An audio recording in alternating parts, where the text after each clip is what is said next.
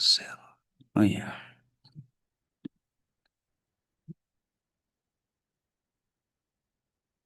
Oke ya, di sesi ke sharing ke-7 ini ya, volume 7 ini em, saya coba mengajak rekan-rekan ya untuk diskusi suatu topik di bidang NLP, mungkin lebih spesifik ya, topiknya yaitu tentang educational question generation. Ya, jadi ini kita pengen membangkitkan pertanyaan secara otomatis ya, yang tujuannya untuk pendidikan ya, yang ada kaitannya dengan pendidikan.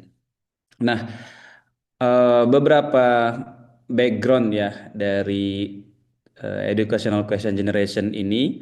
Pertama adalah pentingnya pertanyaan itu ya dalam proses belajar ya. Salah satunya adalah proses comprehension ya. Bagaimana kita memahami suatu teks ya. Mungkin rekan-rekan pernah dengar ya, di Indonesia itu ada suatu tes ya yang dari luar negeri dilakukan beberapa negara. Nama tesnya itu adalah PISA ya, tes PISA. Nah, yang dites itu selain matematika itu ada IPA, ada juga membaca ya, reading comprehension ya.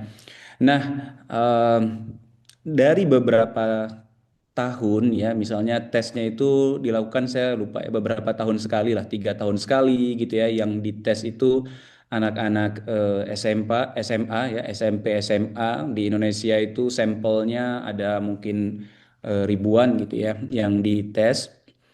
Dan Indonesia termasuk konsisten mungkin di bottom 10 ya, bottom 10 nilainya ya, skor Indonesia itu ya.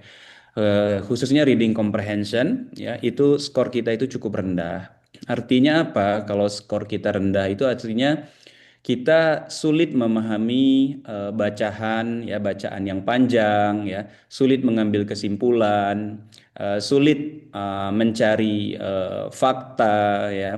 Dan ini sebenarnya berpengaruh kepada segala hal gitu ya. Kalau reading comprehension kita lemah, kurang ya, maka itu bisa mempengaruhi berbagai hal ya.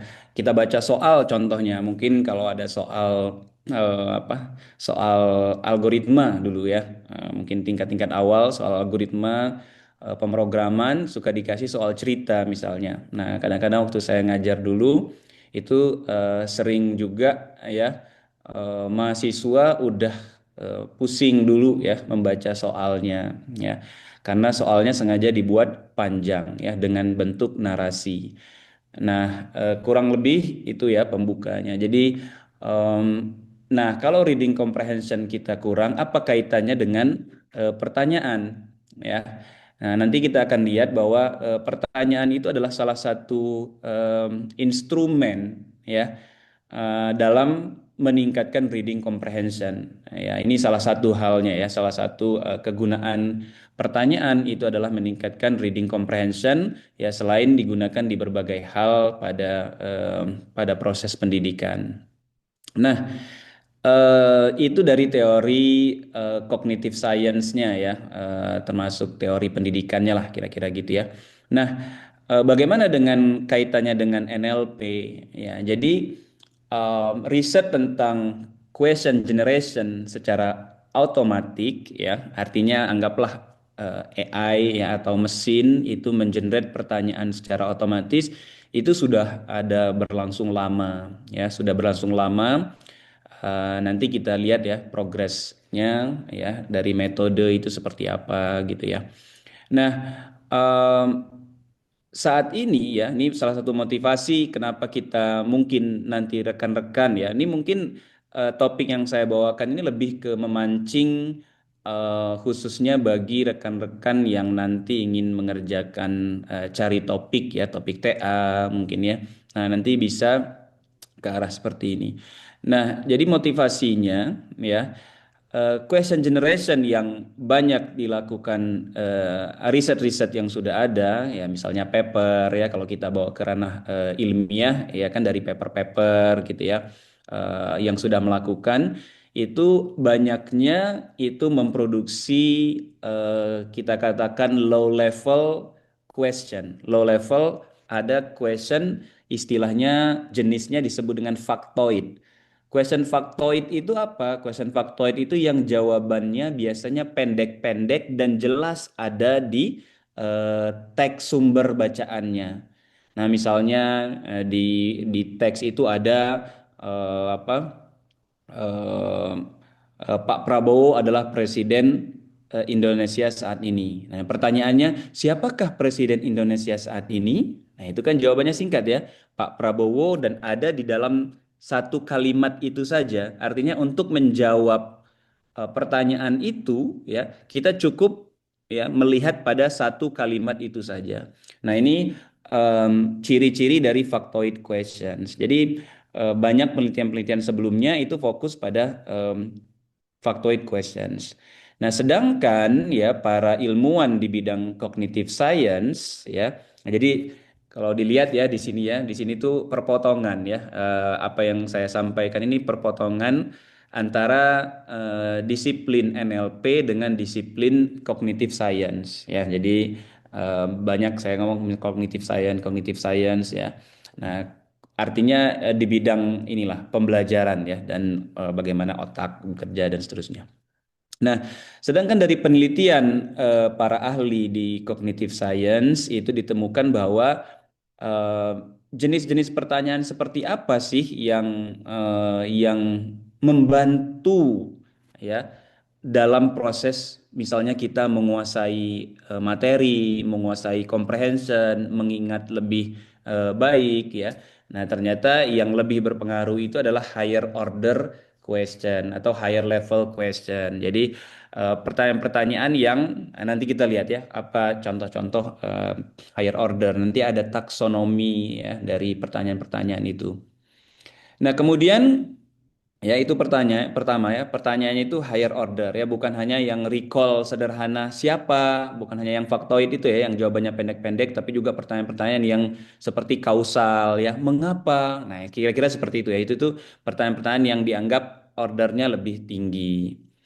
Nah, kemudian ada hal yang lain ya yang dibutuhkan oleh suatu sistem kalau kita bayangkan kita pengen ada AI ya yang bisa membantu mengenerate pertanyaan ya, maka kita butuh ya yang ketiga ini, bentar saya membuat pen aja ya. Nah, kita butuh yang ketiga ini ya. Kita butuh sistem itu explainable. Nah, mungkin udah sering dengar ya di AI. AI itu saat ini sistemnya black box, input kemudian tiba-tiba ada output. Nah, sedangkan ya kalau kita ingin gunakan sistem untuk membangkitkan pertanyaan atau generate pertanyaan secara otomatis untuk bidang pendidikan dan digunakan misalnya dalam assessment, digunakan dalam tes, dalam pembelajaran, maka pertanyaan itu harus valid atau harus bisa divalidasi oleh guru terlebih dahulu atau oleh dosen terlebih dahulu. Nah, bagaimana sistem yang memudahkan validasi tersebut gitu. Nah, kalau kita lihat sistem-sistem AI sekarang ChatGPT misalnya canggih-canggih dia, kita kasih input, apa outputnya, generate, buatlah pertanyaan dari teks ini. Nah, dia bisa buatkan. Tapi kadang-kadang tidak mudah kita untuk men-trace back di mana sih sumber teks awal ya yang menjadi apa inisiator dari pertanyaan A ini, pertanyaan B ini. Ya. Kalau itu tidak bisa dilakukan, sulit dilakukan, maka sulit juga bagi seorang guru atau dosen untuk memvalidasi apakah pertanyaan ini sesuai nggak dengan input dari teks yang diberikan. Gitu ya. Nah, yang ketiga ada istilahnya multi hop. Apa itu multi hop ya? Multi hop itu di dunia question generation itu adalah jenis pertanyaan yang jawabannya hanya bisa didapatkan dengan melihat beberapa apa beberapa informasi yang ada di teks. Jadi bukan hanya satu kalimat doang. Kita lihat satu kalimat doang kita bisa jawab pertanyaannya. Itu disebut single hop. Kalau multi hop, untuk bisa menjawab suatu pertanyaan multi hop, kita butuh melihat atau menghubungkan informasi dari beberapa bagian teks. Nah, ini membuat pertanyaan itu jadi lebih sulit gitu ya, membutuhkan inferensi. Nah, ini pertanyaan-pertanyaan yang ada di eh, tes reading comprehension. Jadi kita harus bisa menggabungkan beberapa informasi yang ada di dalam teks itu di paragraf yang berbeda misalnya. Nah, seperti itu. Ya, ini background ya dan motivasi dari dua sisi ya. Tadi saya jelaskan em, dari sisi pendidikan ya atau disebut bahasa kerennya cognitive science. Yang kedua dari sisi NLP-nya sendiri gitu ya atau AI-nya sendiri ya. Nah, ini dua sisi ini yang ingin kita gabungkan. Oh iya ya, kayaknya saya belum perkenalan ya. Belum perkenalan Mas ya. Siapa ini saya? Oke ya, iya ya mohon maaf lupa juga saya ya. Mungkin excited ya untuk share. Walaupun saya sebenarnya baru tahu ya, saya kira sharing ini sebelumnya saya pernah sharing kalau Pak Arif ingat ya, itu hanya dengan beberapa dosen aja gitu. Saya kira cuma sharing antar dosen aja beberapa dosen. Ternyata saya baru tahu beberapa menit sebelum asar tadi dikasih tahu teman, oh ini apa ada mahasiswanya gitu karena ada sertifikatnya gitu Mas Fauzan ya. Oh Iya gitu ya. Pak, Oke. betul Pak. Ya, jadi pemancingnya itu sertifikat ya. Yang mudah-mudahan selain join juga bisa nanti diskusi ya, diskusi juga tanya-tanya juga gitu ya. Mungkin saya nggak siapin slide seperti tutorial ya, seperti lecture ya, tapi lebih ke diskusi. Nah, perkenalan sedikit ya mungkin ya. Saya Said Al-Farabi ya, bisa biasa dipanggil Said. Dosen juga di TELU mungkin dari 2012 gitu ya. Nah, kemudian mungkin saya baru menyelesaikan pendidikan S3, jadi diminta sama Pak Arif untuk sharing ya terkait dengan apa yang menjadi topik dari apa ya penelitian gitu. Ya mudah-mudahan nanti rekan-rekan yang ada di sini gitu ya bisa melanjutkan ya apa yang mungkin saya sampaikan di sini ya. Dosen IF juga ya dosen dosen IF termasuk ngajar NLP juga gitu ya. Nah mungkin sekarang apa melanjutkan Pak Arif ya jadi koordinator di lab NLP ya walaupun ini saya belum ke sana juga ya insya Allah nanti ya segera ke sana. Oke, itu baru slide pertama ya. Baik. Nah, eh ya ini ya kita nggak informatika terus ya ini eh, dari teori pertanyaan ya. Jadi di sini ada questioning circle model namanya. Jadi kalau kita bicara pertanyaan itu bisa di apa ya dipecah menjadi tiga elemen yang terlibat dari pertanyaan ya. Elemen pertama itu adalah teks ya, teks misalnya tadi ya bacaan dari buku pelajaran, dari textbook ya, itu teksnya. Nah, yang kedua, ya, selain dari teks, pertanyaan juga mungkin melibatkan pembacanya, personal response. Apa itu? Pertanyaan yang seperti apa? Itu pertanyaan-pertanyaan yang sifatnya judgment, ya. Bagaimana pendapat atau opini dari pembaca? Nah, ya. Nah, itu pertanyaan yang ya jawabannya itu ada di kepala pembaca. Jadi selain dari teks, dia menggabungkan bagaimana opinimu, bagaimana pendapatmu dari statement yang ada di teks ini. Berarti kan dia menggabungkan teks dengan eh, pembaca, ya.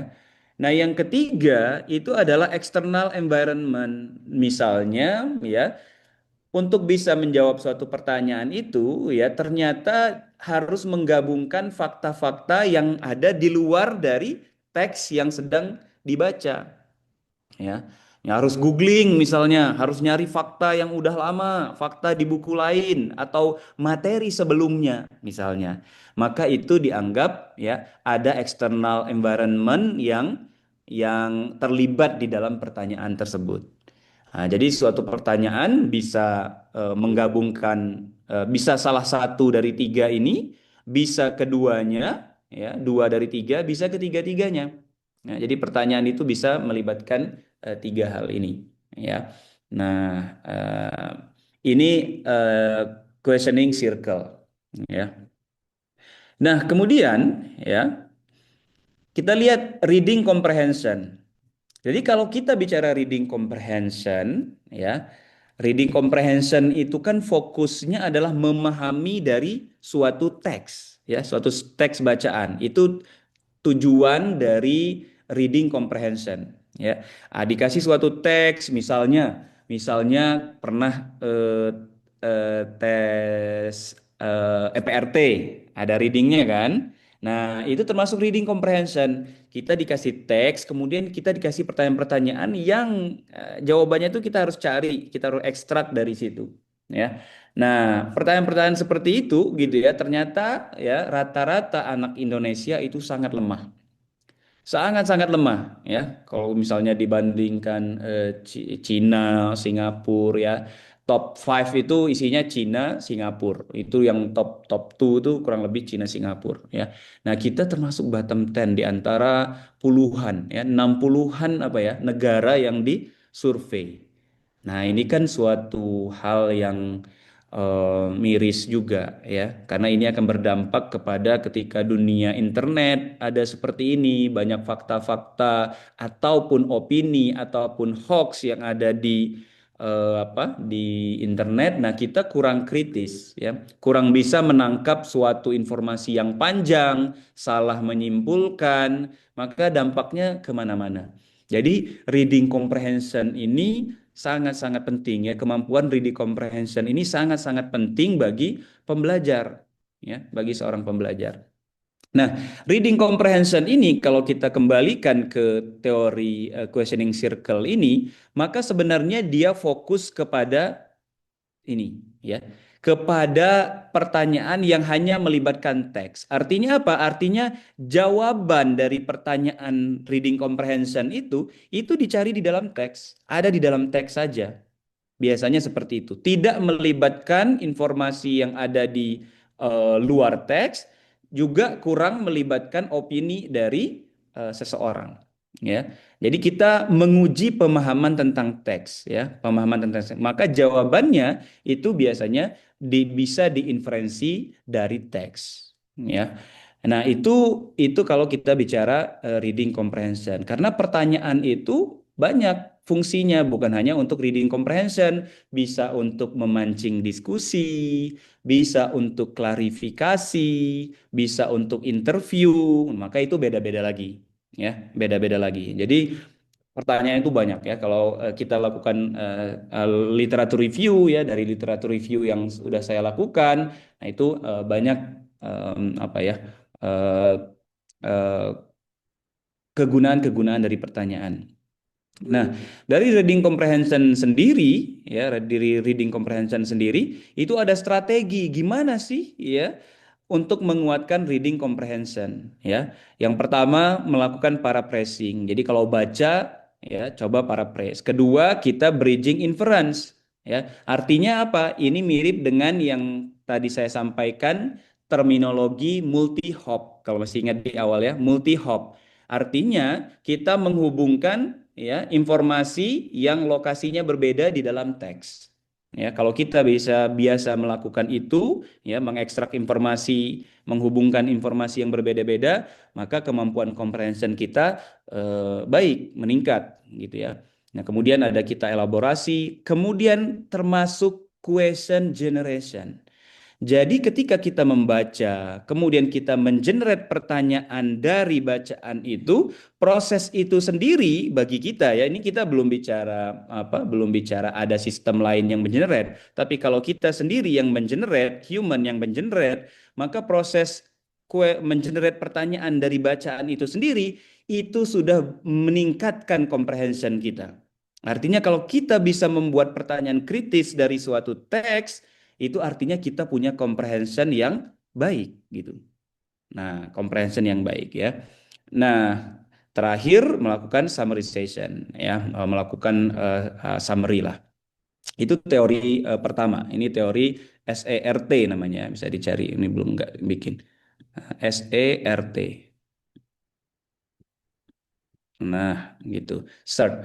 Nah, kemudian ada lagi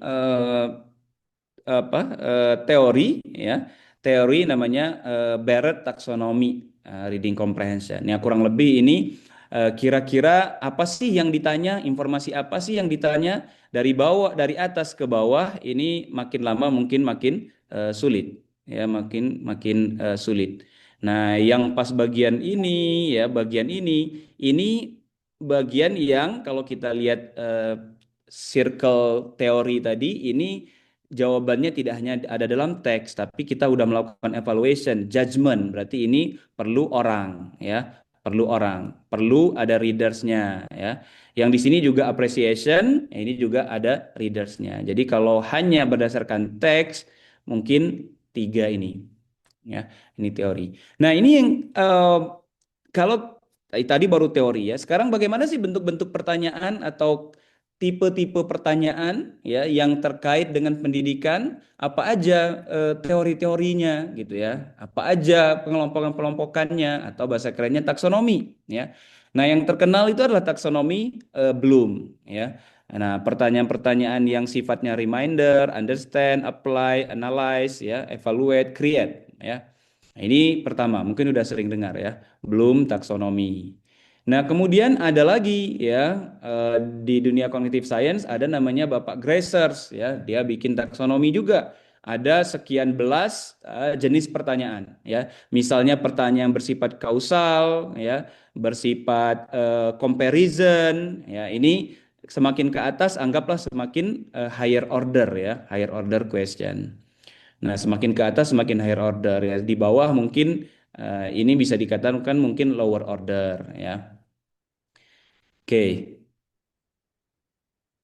Nah, kalau kita balik lagi kalau kita balik ke pertanyaan yang hanya fokus pada teks ya, karena kita ini apa ya, pengen bikin sistem pakai NLP gitu ya, sistemnya itu explainable, maka kita fokusnya ke pertanyaan yang jawabannya ada di situ saja, ada di dalam teks saja. Kenapa? Supaya kita mudah mengecek validitas dari pertanyaan itu. Lewat apa? Jawabannya ada nggak di situ? Ya, sesuai nggak dengan pertanyaan? Jadi target kita nanti, selain kita bikin pertanyaan, kita juga bisa tentukan apa jawaban dari pertanyaan itu. Kenapa demikian? Supaya mudah untuk divalidasi ya. Pertanyaan yang di-generate oleh AI ini nanti tepat enggak? Jawabannya tepat enggak gitu ya. Nah, dengan adanya validasi itu akan membuat sistem ini bisa digunakan di real case gitu ya. Kalau enggak ada validasi sulit digunakan di pendidikan karena kita tahu ya AI sekarang misalnya kayak ChatGPT itu mungkin ada halusinasi-halusinasinya dan itu teruji gitu ya. Pernah saya uji juga terkait dengan pertanyaan-pertanyaan ini ya. Mungkin dia akan mengeluarkan halusinasi-halusinasi. Nah, jadi eh, di presentasi kali ini ya saya juga menjelaskan hasil dari literatur review ya. Saya korek-korek ya dari paper-paper yang terkait dengan question generation ya, automatic question generation dari mungkin tahun sekitar 2005 gitu ya. Terakhir mungkin saya kumpulkan paper itu sampai tahun 2022 mungkin ya. Nah, ini karena pekerjaan salah satu pekerjaan ketika apa sekolah ya. Sampai 2022 mungkin ada 200-an paper. Nah, bisa beberapa bisa saya kelompokkan seperti ini. Jadi question generation ini pertama ada input ya, ada output, kemudian ada dari sisi selain output pertanyaan, outputnya bisa juga dari sisi jawabannya ya, bisa dari sisi jawabannya. Inputnya apa aja sih yang udah dilakukan orang-orang? Nah, paling banyak itu inputnya memang teks ya, natural text. Selain natural text, ada juga inputnya itu kode, ada juga inputnya itu SQL, ya, ada juga.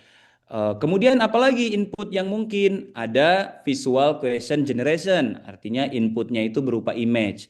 Ada juga multimodal, inputnya image, kemudian ada teksnya juga, ya. Nah, ya dan ada beberapa mode input lain. Kemudian output dari pertanyaannya seperti apa? Nah, output pertanyaannya itu macam-macam ya. Ada pertanyaannya itu yang sifatnya faktoid aja, ada yang non faktoid, artinya yang kayak why ya, yang jawabannya lebih panjang ya. Tadi kan faktoid biasanya jawabannya pendek dan gampang dicari. Sedangkan non faktoid yang lebih lebih panjang. Ada yang single hop ya, ada yang multi hop tadi udah kita lihat, ada yang lower order ya, yang pertanyaannya kayak remember gitu ya. Sedangkan higher order ini pertanyaannya mungkin lebih sulit, kayak compare dua buah metode gitu ya. Bagaimana kausal dari sebuah event ya. Nah, itu mungkin higher order. Sedangkan jawabannya ya dulu banyaknya dari ekstraktif ya, ekstraktif. Kemudian belakangan ada dari abstraktif. Apa beda ekstraktif dengan abstraktif? Kalau ekstraktif itu jawabannya itu benar-benar merupakan span atau subset atau substring ya dari input teks ya. Sedangkan abstraktif itu ya bisa diparafrase ya sama sistem. Ya, yang penting meaningnya itu sama.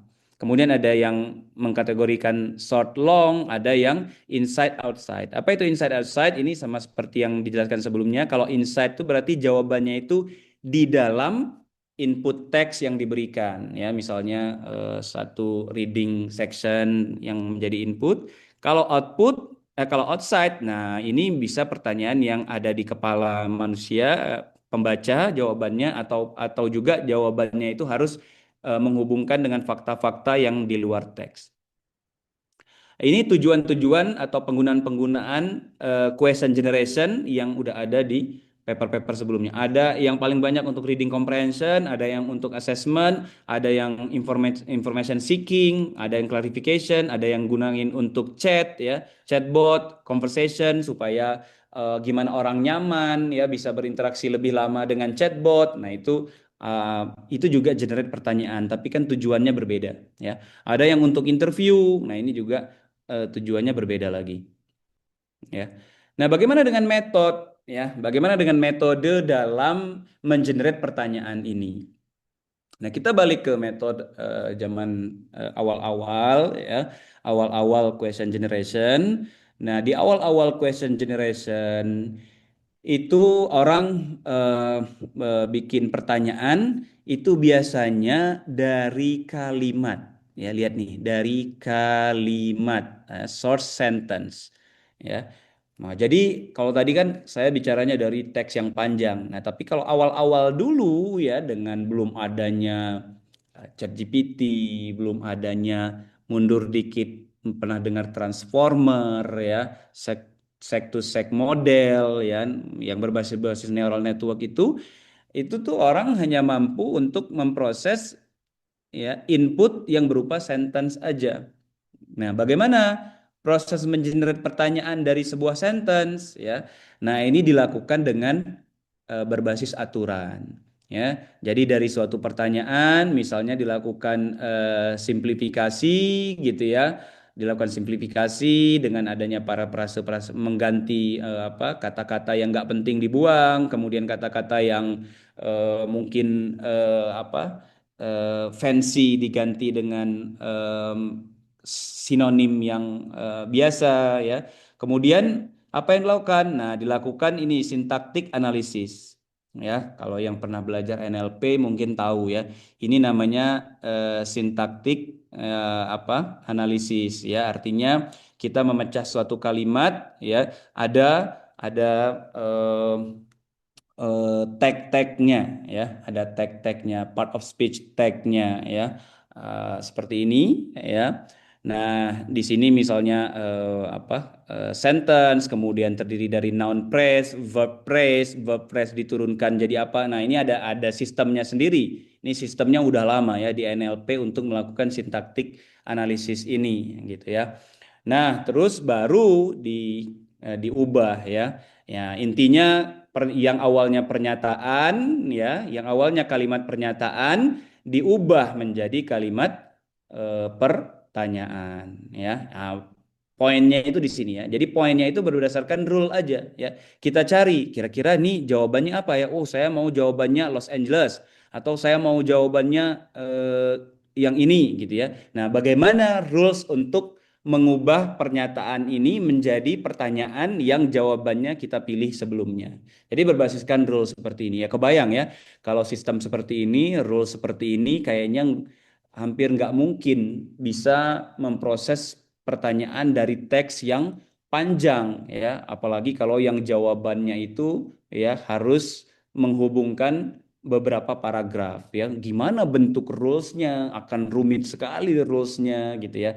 Dan memang rules ini setahu saya dari paper-paper tidak sampai digunakan pada input-input yang panjang karena udah sulit ya ketika inputnya panjang sudah sulit sekali untuk menggunakan rules. Sekitar tahun 2006 saya kalau saya nggak salah ya. Nah, itu udah banyak em, apa? Nah, ini ya, sudah banyak yang beralih ke neural network based question generation ya. Ini beberapa review dari metode-metode yang digunakan. Yang paling awal-awal itu ya menggunakan RNN ya. Kalau teman-teman yang udah ngambil NLP mungkin tahu ya RNN Recurrent Neural Network LSTM ya. Kemudian sec to sec model ya, sequence to sequence models ya. Jadi inputnya sequence, outputnya juga sequence. Maksudnya inputnya kalimat atau beberapa kalimat, outputnya juga berupa kalimat ya. Disebut dengan sec to sec model ya menggunakan neural network. Jadi mohon maaf di sini saya nggak sedang tutorial untuk sec to sec model ya. Jadi lebih fokus ke topik utama kita question generation untuk educationnya. Nah, sampai belakangan-belakangan itu pada menggunakan transformer ya, BERT ya. Kalau untuk apa? Untuk sec to sec modelnya itu ada T5, ada BART ya, GPT ya sampai era ChatGPT. Nah, terus apa sih yang mau dicari? Question seperti apa yang ingin dicari ya dari sebuah sistem question generation ini. Jadi di sini saya buat question generation objektif ya. Tujuannya yang mau dioptimalkan tuh apanya ya? Apanya dari pertanyaan ini ya. Di sini saya kelompokkan ya menjadi 5 ya dari hasil literatur review yang saya gunakan, saya cari, saya kumpulin, kurang lebih kita bisa kelompokkan ya sistem-sistem yang sudah ada itu fokus untuk mengoptimalkan 5 buah ini, 5 hal ini ya, 5 kategori ini. Yang pertama naturalness. Naturalness ini apa? Ini fluensi, gramatikal gitu ya, relevan dengan inputnya. Ini kapan? Ini awal-awal ya. Ini tahun-tahun 2006 ya. Itu fokusnya masih ke fluensi. Karena waktu itu sebelum ada era ChatGPT ya, kita bicara ChatGPT, Gemini, LLM lah ya, LLM yang saat ini, itu mengenerate pertanyaan yang fluent aja, yang nggak salah secara gramatikal, itu masih sulit. Ya, itu masih sulit. Sehingga fluency ini masih menjadi sesuatu ukuran ya, yang dianggap oh kalau fluency itu udah bagus. Ya, ini dulu ya 2006, 2007, 2008 ya. Ini masih dihitung fluency itu. Tapi akhir-akhir saat ini dengan adanya LLMs yang hampir fluensinya itu 100% ya, hampir jarang ada kesalahan gramatikal, maka fluensi ini mungkin sudah kurang penting ya sebagai objektif. Nah, yang kedua apa? Usefulness ya. Nah, kalau kita bicara question generation untuk education, maka usefulness ini menjadi penting. Kita nggak hanya pengen bikin pertanyaan doang gitu ya, tapi kita pengen bikin pertanyaan yang berguna untuk pendidikan. Contoh ya, contoh. Topiknya itu tentang biologi gitu ya, topiknya tentang biologi nih ya, tapi kebetulan di awal-awal gitu ya misalnya ada informasi aja misalnya metode ini ditemukan tahun sekian atau pembuat ini namanya ini ya tahun sekian. Nah, walaupun ada informasi seperti itu, tapi bisa kita bayangkan ya untuk suatu topik biologi mungkin pertanyaan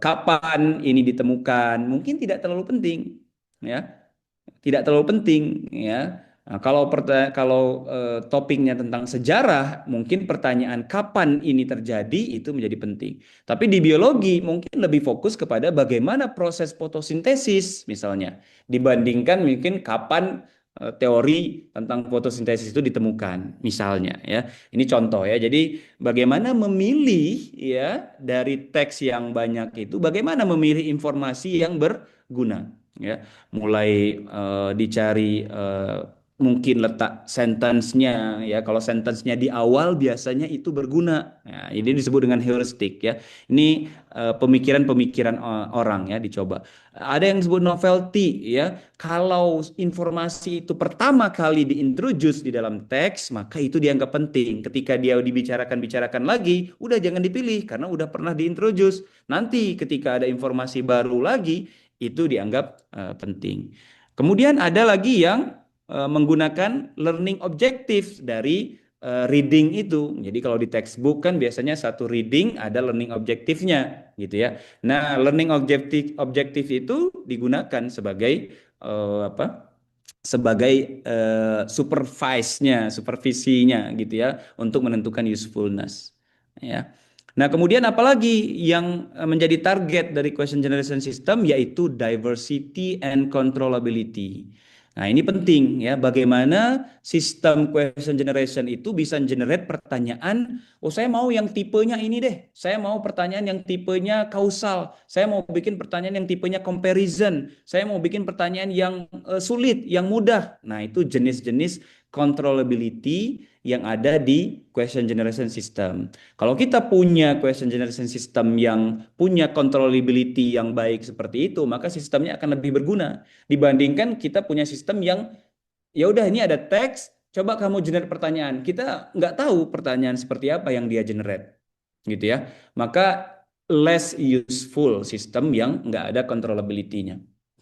Kemudian ada juga paper-paper yang melakukan pendekatan personalization ya. Misalnya pada sistem e-learning ya, gunakan personalization. Maka ini mungkin perlu sistem lain untuk men-tracking ya student model ya, men-tracking progress dia atau state dia itu ada di mana, kemudian pertanyaan apa yang tepat untuk dia ya. Ini jadi suatu riset sendiri. Ya, ini juga masih sedikit ya question generation yang personalization ini. Kenapa? Karena sebenarnya question generation sendiri itu sebenarnya ya baru akhir-akhir ini benar-benar bisa digunakan agak-agak digunakan di real situation. Kenapa? Karena sebelum-sebelumnya beberapa tahun sebelumnya tadi saya bilang jangankan mau bikin pertanyaan yang sulit gitu ya, bikin pertanyaan yang fluent aja yang secara gramatikal itu correct itu tidak mudah ya, challenging.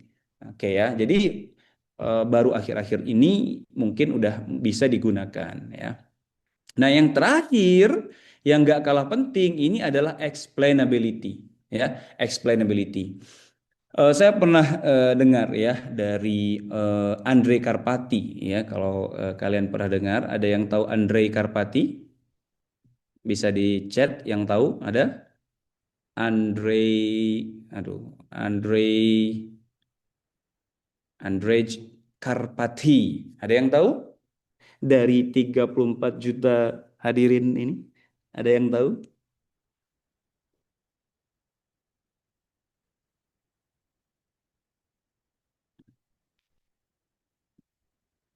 Ada yang tidak tahu?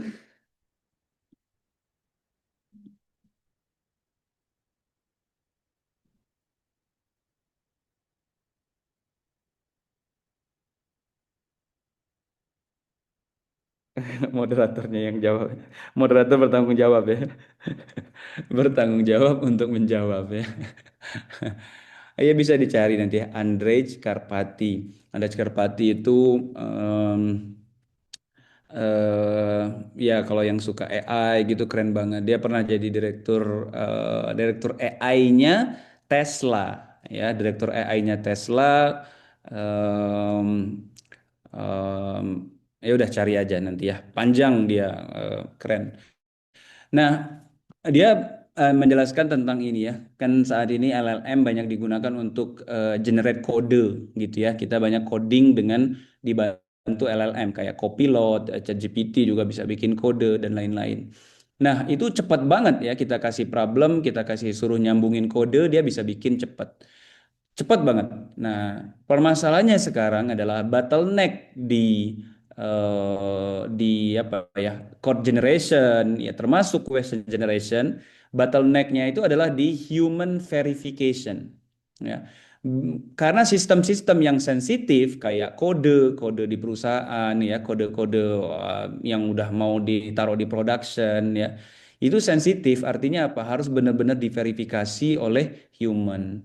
Nah, kesulitannya saat ini begitu, ya. Bagaimana verifikasi yang efektif? LLM sih bisa bikin dalam satu saat, bikin generate kode mungkin 1.000 baris, gitu ya. Bisa, tapi gimana dengan verifikasinya? Itu harus diverifikasi oleh human. Ya, bagaimana metode verifikasi yang efektif? Nah, ini perlu explainability di proses ini, ya. Nah, ini salah satu bahan penelitian juga ya, explainability ini. Ini bisa rekan-rekan yang tertarik ya bisa melakukan ini. Nah, kaitannya dengan apa yang kita bahas ini, ya mungkin 5 menit lagi saya coba sampaikan, nggak banyak ya. Apa yang kita bahas ini ya tadi, salah satu research gap dari question generation untuk education itu yang pertama lack of controllability. Yang kedua reasoning yang ada ya, pertanyaan-pertanyaan yang ada itu reasoningnya itu masih kurang ya, masih kurang baik. Yang ketiga adalah explainability-nya kurang, sehingga susah untuk diverifikasi. Nah, sedangkan apa yang kriteria yang diharapkan? Kriteria yang diharapkan dari question generation system saat ini, yang pertama dia harus bisa memproses long input, ya, long input. Artinya text education itu di dalam misalnya satu section itu kan terdiri dari 5 paragraf, 6 paragraf, dia harus bisa. Yang kedua, dia harus bisa controllable higher order question type. Bagaimana dia bisa generate pertanyaan yang kita pengen, terutama pertanyaan-pertanyaan yang higher order. Kemudian dia harus bisa multi hop ya, yang jawabannya itu nggak mudah lah dicari, tapi harus menggabungkan beberapa sumber di teks itu. Paragraf 1 lihat paragraf 1, paragraf 3 baru bisa jawab pertanyaan itu. Kalau lihat paragraf 1 doang nggak bisa jawab. Itu contoh multi hop. Yang ketiga, kita pengen dia explainable ya. Oke, gimana sih realnya ya? Bagaimana challenge-nya dari yang kita lakukan sekarang? Sekarang kita punya ChatGPT, Pak, gitu ya. Udah keren banget, ChatGPT udah 5.1, Gemini udah berapa lah, yang lain juga banyak. Emang nggak bisa melakukan ini, gitu ya. Nah, itu yang menjadi eksperimen yang saya lakukan ya. Contoh. Contoh kita punya teks bacaan seperti ini, terdiri dari 3 paragraf, ya, terdiri dari 3 paragraf, ya. Ternyata setelah kita analisis, manual analisis dari 3 paragraf ini, ternyata ini tentang kurang lebih ya informasinya itu. Kalau kita fokus ke informasi yang sifatnya sebab akibat, ternyata ya dari 3 paragraf ini isinya adalah rangkaian ini, ya, bahwa plant receive varying light intensities, kemudian menyebabkan fotosintesis itu berubah, kemudian menyebabkan production dari oksigen level itu juga berubah, itu juga pada akhirnya ya berpengaruh kepada plant growth, ya. Nah, pertumbuhan dari plant. Itu inti dari ini. Ya, inti dari ini. Ya. Nah, sehingga ya kalau kita bisa mengubah ini menjadi ini gitu ya, menjadi informasi terstruktur seperti ini ya, dari teks yang panjang ini kita bisa ubah ya, kita bisa ekstrak jadi teks yang terstruktur ini, maka lebih mudah kita untuk membuat pertanyaan yang seperti ini ya, multi hop causal question. Contohnya apa? Bagaimana light intensities yang ini ya, light intensities ya mempengaruhi pertumbuhan tanaman yang ada di sini. Di mana dia di dalam teks light intensities itu ada di sini ya. Sedangkan pertumbuhan tanaman itu baru muncul di sini, ya. Nah, ini disebut ya multi hop. Kenapa? Karena untuk bisa jawab dia harus lihat informasi yang ada di sini, ya, informasi yang ada di sini, informasi yang ada di sini. Nah, ini contoh real yang ingin kita lakukan, ya. Nah, jadi targetnya dari input teks yang panjang itu bisa mengenerate pertanyaan yang anggaplah sulit seperti ini, ya, pertanyaan reading comprehension yang sulit seperti ini. Nah, contoh lain bagaimana? Ya, contoh lain. Kalau kita mau ekstrak informasi tentang comparison dari suatu teks, kira-kira gimana? Ya, kira-kira gimana? Dari teks yang panjang ini bagaimana kita ekstraknya? Apa bentuk knowledge representation-nya? Nah, itu sendiri menjadi sebuah bagian dari penelitian. Knowledge representation-nya bagaimana untuk menyimpan informasi comparison? Apakah bentuknya metrik seperti ini ya? Misalnya ini bicara dua buah metode misalnya ya, dua buah metode nih ya, descriptive analytics dengan predictive modeling. Gimana kita nyimpan ekstrak informasi tentang comparison? Apakah dengan matrix ya, ini metode A, metode B, kemudian apa aja aspek-aspek atau atribut-atribut perbandingannya, kemudian bagaimana nilai-nilainya, atau bentuknya seperti ini yang tepat, atau ada bentuk lain yang tepat. Ini menjadi sebuah bagian dari penelitian juga, ya.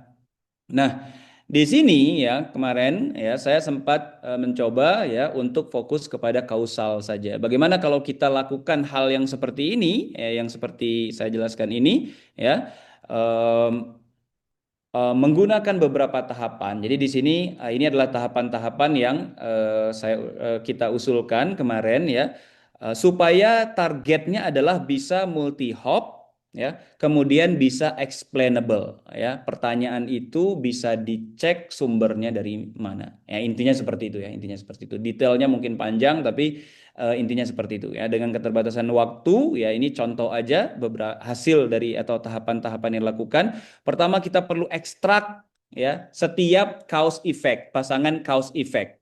Kita ekstrak pasangan cause effect dari teks sumber, misalnya teks sumber yang ini, semua cause effect itu kita ekstrak. Ya, sentence cause effect. Contohnya cause effectnya seperti ini. Nah, permasalahannya ketika kita ekstrak ya, itu di dalam teks yang natural ya, informasi yang sama bisa muncul beberapa kali tapi dengan surface yang berbeda, dengan bentuk sintaks yang berbeda. Kenapa? Karena ada parafrase, nggak mungkin plek-plek diulang yang sama ya. Contoh di sini gitu ya, tulisnya less energy for photosynthesis. Di sini di kalimat yang lain ternyata energy for photosynthesis is insufficient contohnya ya. Nah, sehingga kita perlu lakukan ada yang namanya canonicalization ya, atau penyamaan ya. Hal-hal yang sama disatukan dengan term yang sama. Nah, sehingga contoh dua ini disatukan, yang ini juga disatukan ya. Ini kita lakukan namanya proses canonicalization. Sehingga yang tadinya less energy for photosynthesis, kemudian energy for photosynthesis is insufficient, itu diubah menjadi energi defisit. Yang itu, yang dua ini P1 dengan P2 diubah jadi photosynthesis rate, misalnya decrease ya. Baru terakhir O. Nah, kemudian baru kita construct ada yang namanya multi hop chain atau path-nya ya, karena kausal itu bisa bercabang juga ya, satu hal menyebabkan dua hal yang lainnya, maka dia menjadi tree ya, seperti itu. Kita construct itu ya. Nah, kemudian baru kita lakukan nanti pemilihan chain ya, chain mana saja ya yang mau kita ambil. Kalau kita udah dapat chainnya ya, kalau kita udah dapat chainnya, baru kita generate pertanyaan dari chain yang udah kita pilih, sehingga informasi itu benar-benar benar-benar mudah diperiksa oleh guru nantinya ya.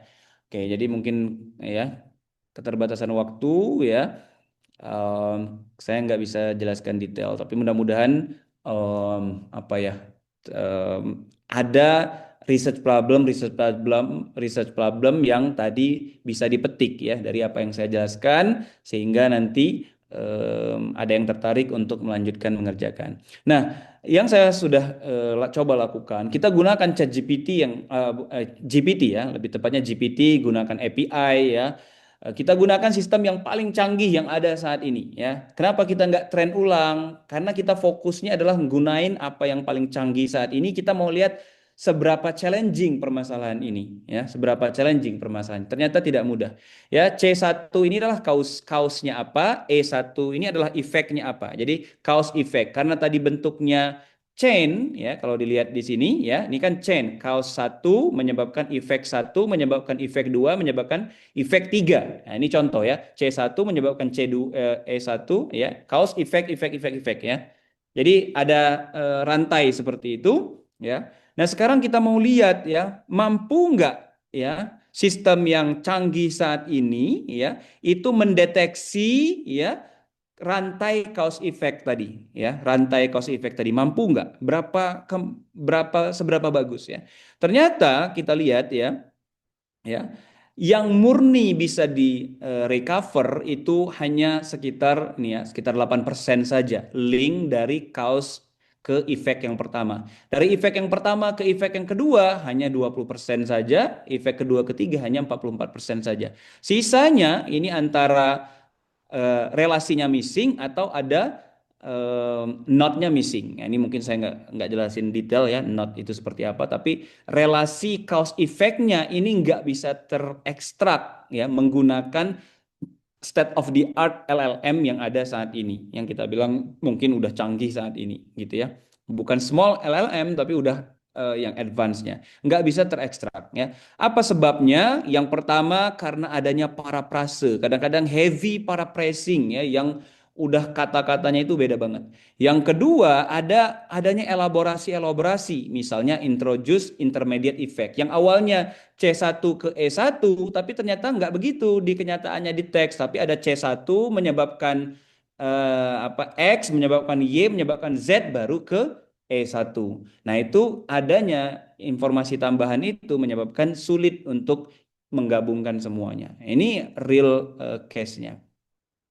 Dari yang sukses-sukses tadi ya, dari yang sekian persen sukses tadi kita lihat apa sih dampaknya gitu ya.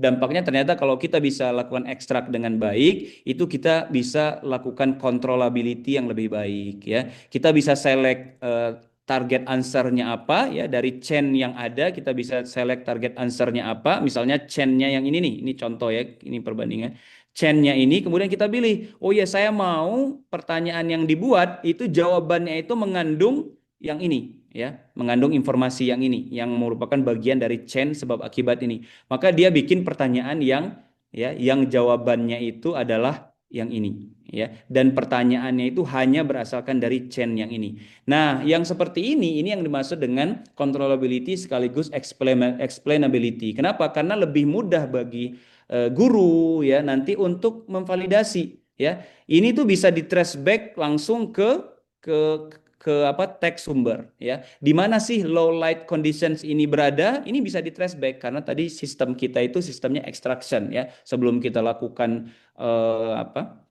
canonicalization dan lain-lain, sistemnya itu adalah sistem extraction.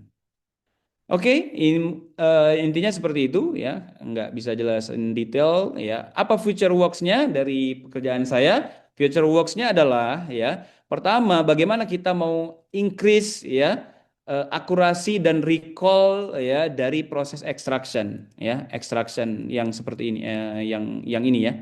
Nah, extraction yang ini nih.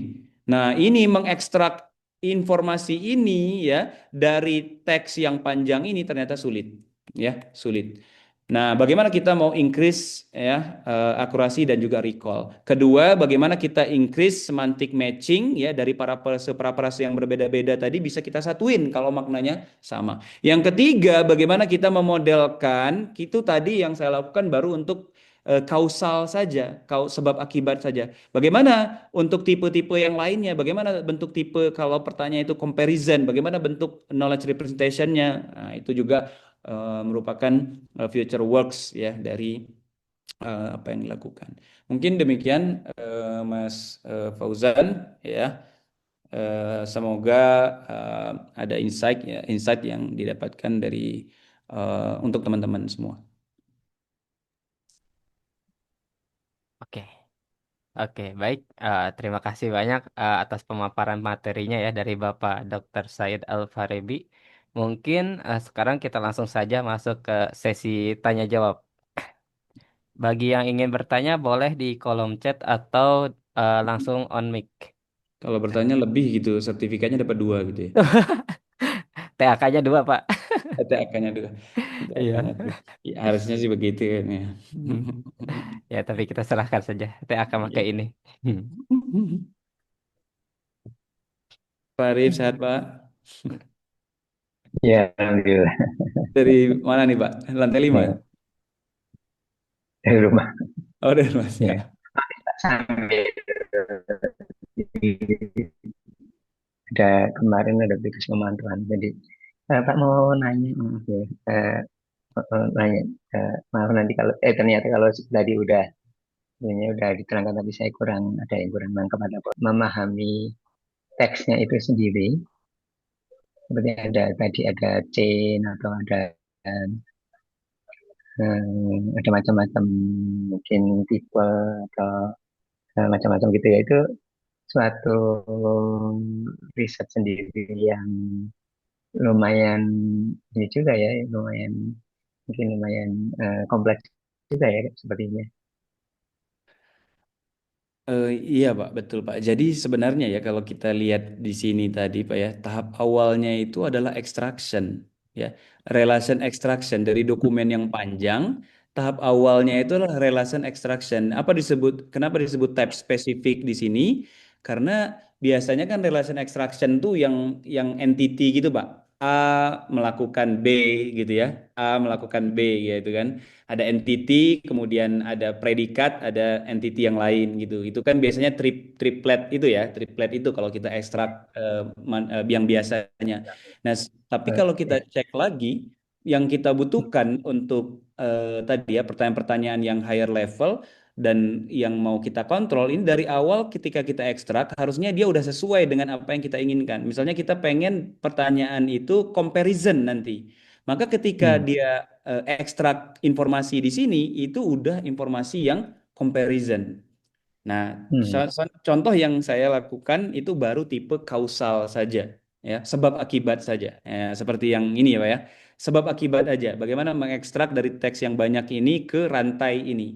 Nah, betul Hmm. Pak, ini sendiri saya cari-cari kan ini tuh causal causal relation extraction, nama tasnya ya di NLP itu bahkan udah ada literatur reviewnya, Pak. Dan memang eh, tas apa causal relation extraction ini sendiri itu sendiri masih sangat sulit, Pak. Masih sangat sulit. Hmm. Artinya biasanya ya causal extraction itu dari apa yang udah banyak ada? Dari satu kalimat aja. Misalnya A Hmm. menyebabkan B. Ya ya udah diekstrak tuh siapa penyebab, kemudian melakukan apa dan apa akibatnya. Dari satu kalimat itu aja. Nah, jadi inter sentence apa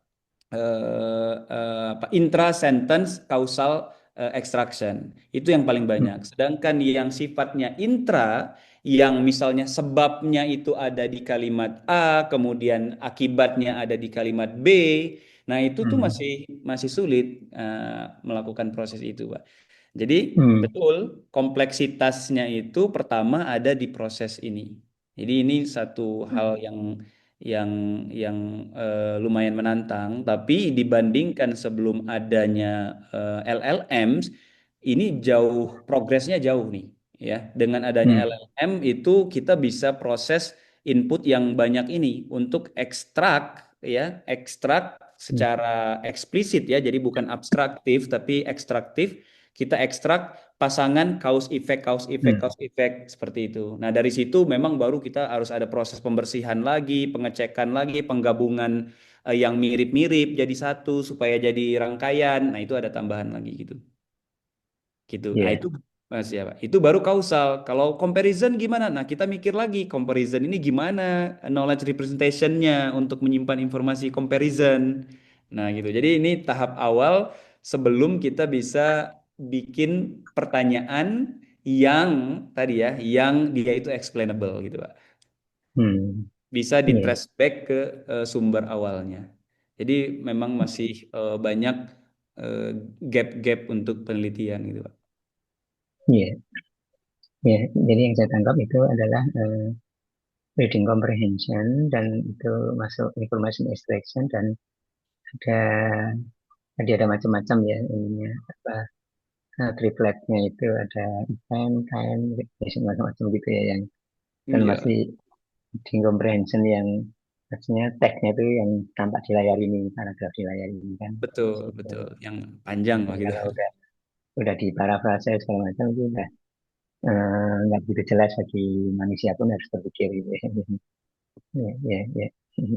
Menarik Pak Said nanti mudah-mudahan bisa ini apa em, apa membuat pertanyaan-pertanyaan yang komprehensif untuk asesmen di beberapa dimensi. Ini dulu dari saya. Terus Siap. mungkin yang masih Terima kasih, Pak.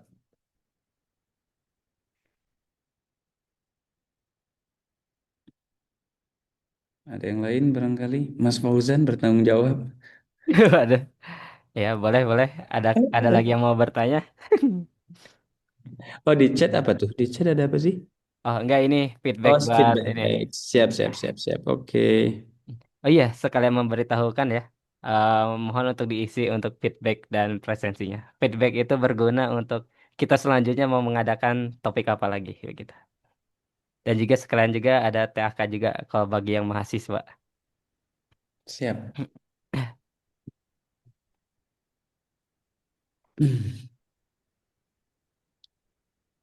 Silakan, silakan. Oh ya, itu ada yang bertanya, Pak.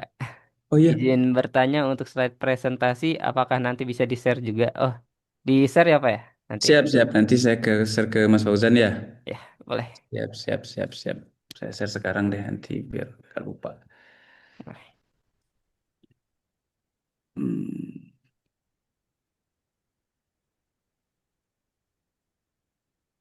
Oh, bisa bisa share ke Meet nggak sih? Hmm? Ke Zoom langsung ya? Bisa ya? Ke Zoom, bentar. Bisa Kayak ya? Kayaknya lebih baik di ini aja, Pak. Di WA Nanti nanti ya. saya share ke grup ini Oke, diskusi. oke, oke, oke, oke, oke. Sip, silakan kalau ada pertanyaan lain nanti di-share Mas Fauzan nanti ya. Ya. Hmm, hmm, hmm, hmm. Hmm.